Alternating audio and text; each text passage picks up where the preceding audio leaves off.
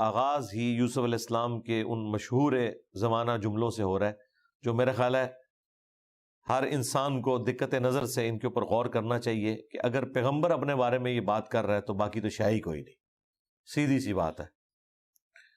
وما ابرئ نفسی، اور میں اپنے نفس کو بری نہیں سمجھتا، یعنی میرا یہ دعویٰ نہیں ہے کہ میں بہت پاک باز ہوں، حالانکہ پاک باز تھے، کوئی گناہ نہیں کیا ہوا تھا، لیکن وہ بیسیکلی اپنے نفس کے اوپر جو ان کا کنٹرول تھا اللہ تعالیٰ کے خوف کی وجہ سے، اس کی رحمت کی وجہ سے، وہ گاڈ اورینٹڈ اپنے معاملے کو کر رہے تھے۔ اور یہی ہمیں بھی سکھایا گیا ہے کہ ہم نے ہر معاملے میں گاڈ اورینٹڈ ہونا ہے۔ نبی علیہ السلام نے ایک دفعہ انشاءاللہ نہیں کہا، کتنے دن تک وہی نازل نہیں ہوئی، پھر سورۃ الکہف میں آیت نازل ہوئی کہ اے نبی کبھی بھی ایسا نہ ہو کہ آپ کسی معاملے میں یہ کہیں کہ کل یہ میں کام کروں گا اور انشاءاللہ کہنا آپ بھول جائیں، یہ نہیں ہونا چاہیے۔ اسی طریقے سے کوئی اچھی چیز دیکھ کر ماشاء اللہ کہنا، سبحان اللہ کہنا، الحمدللہ کہنا، لا حول ولا قوت الا باللہ کہنا، یہ اللہ تعالیٰ کے پیغمبروں اور نیک بندوں کی نشانی ہے کہ ہر معاملے میں اللہ تعالیٰ کی طرف خوبی کو منسوب کرتے ہیں اور ہر برائی کو اپنے نفس کی طرف منسوب کرتے ہیں۔ وما ابرئ نفسی، اور میں اپنے نفس کو قطعاً نہیں کہتا کہ وہ کسی اعتبار سے بری الذمہ ہو سکتا ہے۔ ان النفس لامارۃ بالسوء، بے شک الا ما رحم ربی، بے شک سوائے اس کے کہ جس پر میرا رب رحم فرمائے، اس کے سوا کوئی رحم فرمانے والا نہیں ہے۔ جب تک وہ رحم نہ فرمائے کوئی بھی اپنے نفس کی برائی سے بچ نہیں سکتا۔ ان ربی غفور الرحیم، بے شک میرا رب بخشنے والا اور رحم فرمانے والا ہے۔ یہ آگے جی وہ نفس امارہ جو اکثر آپ دعاؤں میں بھی سنتے ہیں کہ اللہ تعالیٰ نفس امارہ کی برائیوں سے ہمیں محفوظ رکھے۔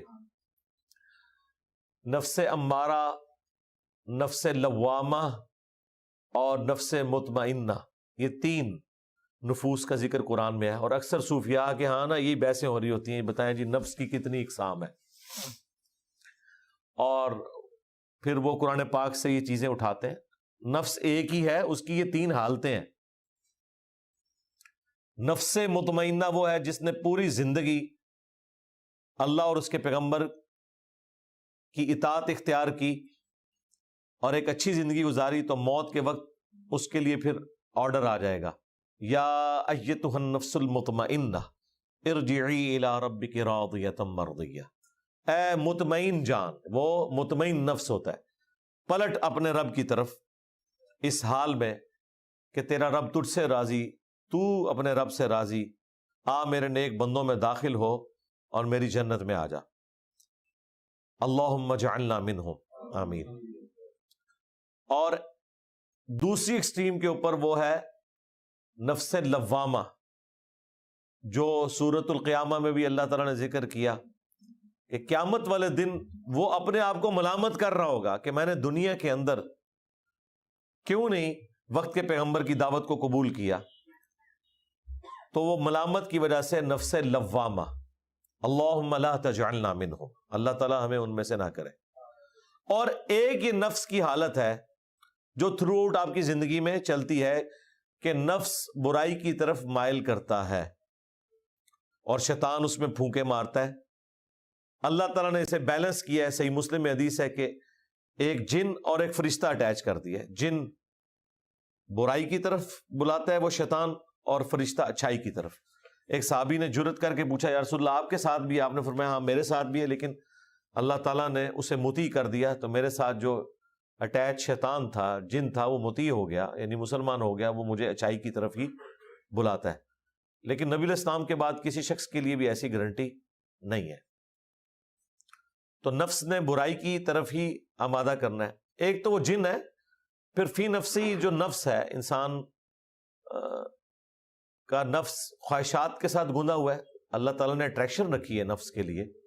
بخاری اور مسلم دونوں میں حدیث ہے کہ اللہ تعالیٰ نے جنت کو ناگوار چیزوں سے ڈھانپ رکھا ہے اور جہنم کو خوشگوار چیزوں سے ڈھانپ رکھا ہے، یعنی ہر وہ چیز جو طبیعت کو لبھاتی ہے، اچھی لگتی ہے، وہ جہنم کی طرف لے جانے والی ہوتی ہے، الا یہ کہ جسے خوف خدا ہو تو اسے تو پھر مشکل اعمال کرنا بھی آسان ہو جاتا ہے، لیکن عموماً برائی کے اندر اللہ نے لذت رکھی ہے۔ تو جنت کو ناگوار چیزوں سے ڈھانپ رکھا ہے۔ ناگوار چیز کیا؟ رزق حلال کمانے کی تکلیف، مشکل کام ہے، گرمیوں میں روزے رکھنا، روزانہ 5 وقت نماز پڑھنا، غسل کی تکلیف، بال بچوں کی معیشت والا معاملہ، یہ تکلیف، ہر معاملے میں تکلیف کے ذریعے ہی آپ اللہ تعالیٰ کو اوبے کرتے ہیں۔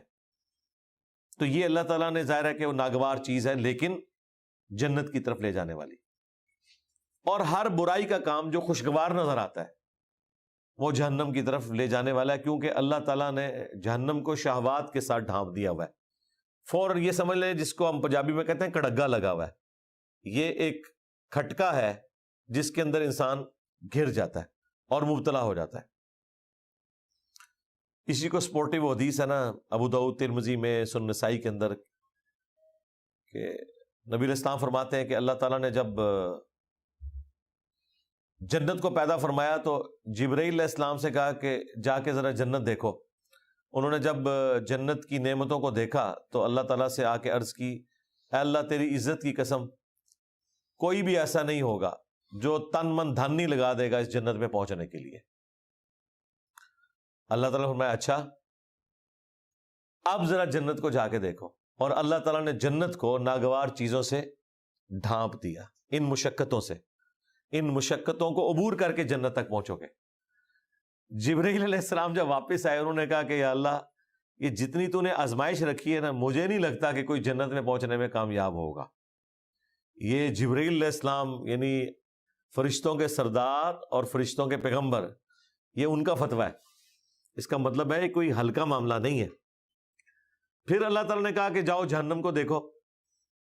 جہنم کو دیکھا، اس کے عذابات کو دیکھا، تو جبرائیل علیہ السلام نے کہا کہ یا اللہ تیری عزت کی قسم، مجھے نہیں لگتا کہ کوئی شخص بھی کوئی ایسا عمل کرے کہ وہ اس عذاب میں جانے کے لیے تیار ہو۔ پھر اللہ تعالیٰ نے جہنم کو شہوات سے، خوشگوار چیزوں سے ڈھانپ دیا، اور جبرائیل علیہ السلام سے کہا کہ اب ذرا جائیں نا۔ اب جب جبرائیل علیہ السلام گئے اور واپس آئے تو اللہ تعالیٰ نے فرمایا ہاں اب سنا۔ انہوں نے کہا یا اللہ مجھے نہیں لگتا کوئی بھی شخص جہنم میں جانے سے بچ سکے گا، جتنا اٹریکٹ فل تو نے جنت کو بنا دیا ہے۔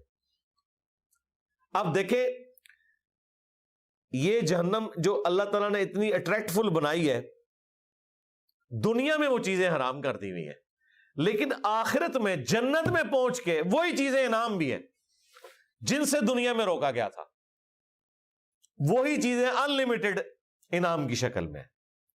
اس کا مطلب ہے کہ یہ جو روکنا ہے یہ ایک زندگی کا 50 سال کا، 60 سال کا، کسی کے لیے 70 سال کا، اس میں سے بھی پہلے 20-25 سال تو ویسے ہی نکال دیں، ہوش ہی نہیں ہوتی بندے کو، یہ چند سالوں کا روزہ ہے،